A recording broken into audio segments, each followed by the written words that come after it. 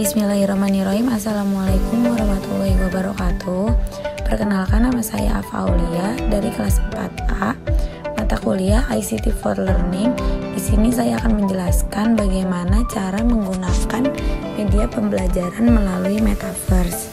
Pada kali ini saya akan memberikan sedikit tutorial bagaimana cara membuat akun, membuat avatar, dan penyajian materi atau presentasi di dalam pembelajaran Metaverse. Oke, lanjut. Langkah pertama yaitu kalian klik Ready Play Me. Setelah itu ditunggu sebentar, kalian klik yang paling atas. Setelah masuk ke dalam ruangan, kalian klik ada login, ada sign up, kalian klik yang sign up. Setelah masuk, kalian pilih player.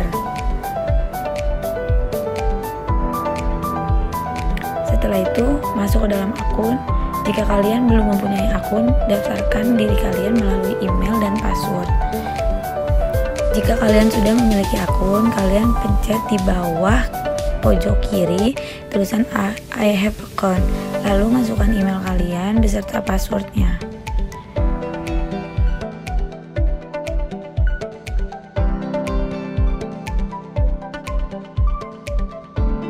Jika sudah, kalian pencet sign in, lalu masuk ke akun kalian. Lalu jika kalian ingin membuat avatar, kalian pencet my avatar. Karena saya sudah mempunyai 2 avatar, lalu jika kalian ingin menambahkan avatar, klik yang atas. Jika sudah, kalian tambahkan avatar, membuat avatar baru.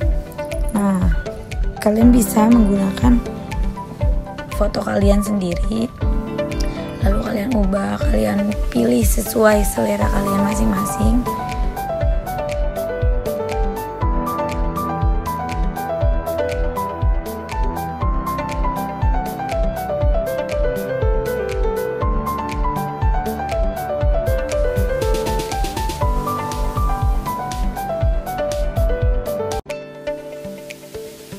Jika sudah, pencet selanjutnya.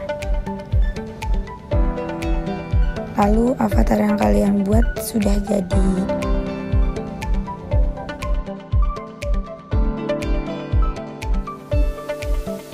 Sudah membuat avatar, lalu kita klik tahap kedua yaitu spatial. Nah, klik yang paling atas.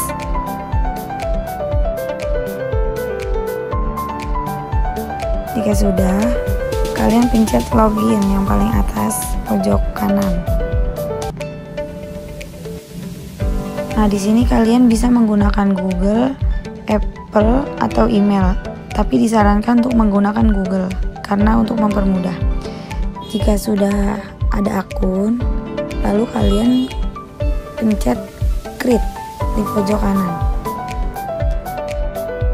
Setelah itu terdapat banyak sekali template-template atau tempat kalian ingin melakukan pembelajaran, bisa kalian pilih. Lalu kalian juga bisa untuk mengedit sendiri, tetapi itu premium ya, jadi kita cukup menggunakan yang gratis saja. Lalu kita coba salah satu templatenya untuk kita gunakan. Sudah masuk ke dalam ruangan, jika ingin berjalan, kalian menggunakan huruf W. Jika untuk maju, untuk mundur menggunakan huruf S, huruf A untuk belok ke kiri, huruf D untuk belok ke kanan.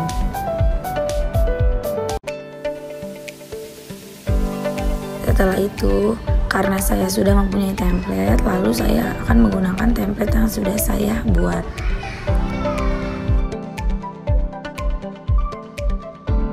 Nah, ini kita sudah masuk ke dalam ruangan. Bagaimana sih caranya menempelkan gambar atau PPT di tempat tersebut? Yaitu kalian bisa klik layarnya. Nah, ini kan terdapat foto-foto. Kalian bisa upload dari device kalian sendiri. Lalu karena saya sudah mempunyai gambar, sudah saya simpan, lalu saya tempelkan dan sudah jadi. Lalu yang satu lagi juga sama seperti itu. Kalian pencet, lalu kalian klik upload. Nah, kalian pilih gambar yang sudah kalian simpan. Nah, seperti itu.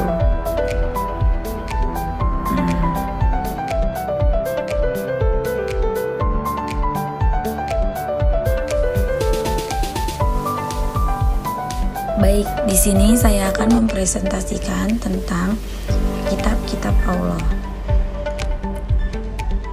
Apa sih itu kitab-kitab Allah?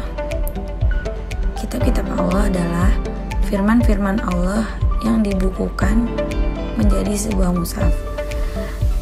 Latar belakangnya yaitu iman kepada Allah Subhanahu wa taala, artinya meyakini sepenuh hati bahwa Allah Subhanahu wa taala yang telah menurunkan kitab kepada nabi atau rasul yang telah berisi wahyu untuk disampaikan kepada seluruh umat manusia. Di dalam Al-Qur'an dijelaskan, A'udzubillahi minasyaitonirrajim, Bismillahirrahmanirrahim. Wa anzalna ilaikal kitaba bil haqqi musaddiqan lima baina yadayhi minal kitab wa muhaiminan 'alaihi fahkum bainahum bima anzalallah wa la tattabi' ahwa'ahum amma ja'aka minal haqq. Al-Quran Surat Al-Maidah ayat 48. Ada berapa sih kitab-kitab Allah? Kitab-kitab Allah itu ada 4. Yang pertama itu ada kitab Taurat. Kitab Taurat adalah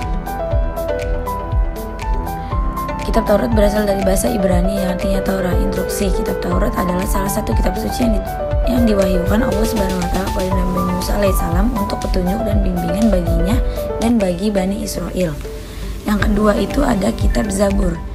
Kitab Zabur bentuknya jamak zubur, berasal dari zabaro yazbiru zabr yang berarti menulis, dan dalam bahasa Ibrani disebut mizmar, yaitu nyanyian rohani yang dianggap suci. Zabur adalah kitab suci yang diturunkan Allah Subhanahu wa taala kepada kaum Bani Israel melalui utusannya yang bernama Nabi Daud alaihissalam.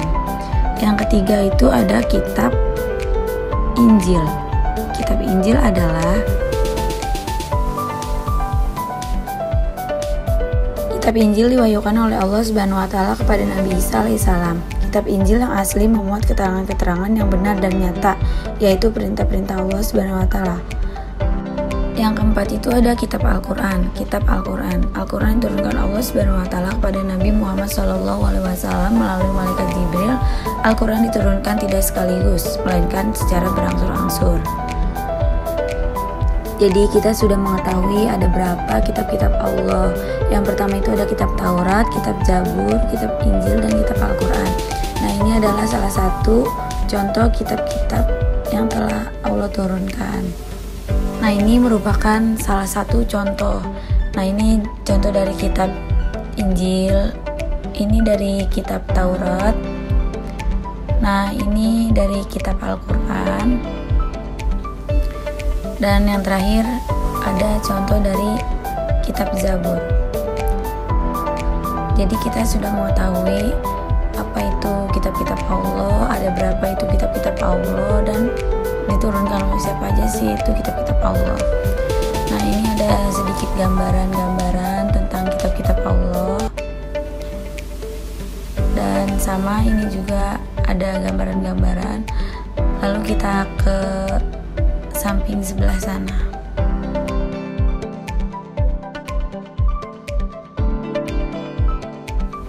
Nah, ini juga sama contoh-contoh kitab-kitab Allah, dan ini ada sedikit motivasi. Selalu percaya bahwa sesuatu yang indah akan segera terjadi. Nah, ini ada tempelan-tempelan motivasi kehidupan.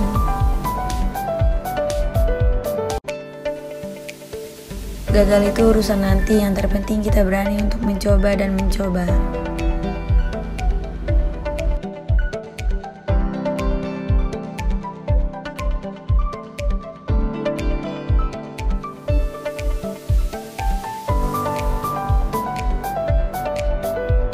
Lalu di sini kita akan mengetahui keistimewaan dari Al-Quran. Yang pertama itu sebagai petunjuk dan rahmat bagi orang-orang yang beriman dan bertakwa. Yang kedua ada Al-Quran sebagai kitab suci terakhir yang terjamin keasliannya. Yang ketiga ada Al-Quran tidak dapat tertandingi oleh ide-ide manusia yang ingin menyimpangnya. Yang keempat ada membaca dan mempelajari isi Al-Quran adalah ibadah. Jadi membaca Al-Quran itu merupakan salah satu ibadah bagi seluruh umat muslim. Mungkin cukup sekian presentasi yang dapat saya sampaikan. Khairun nasi anfa'uhum linnas, sebaik-baiknya manusia yang bermanfaat bagi orang lain. Ijahat wala taksal wala takun gofilan fanadamatu uqba liman yatakasal. Syukron. Wassalamualaikum warahmatullahi wabarakatuh.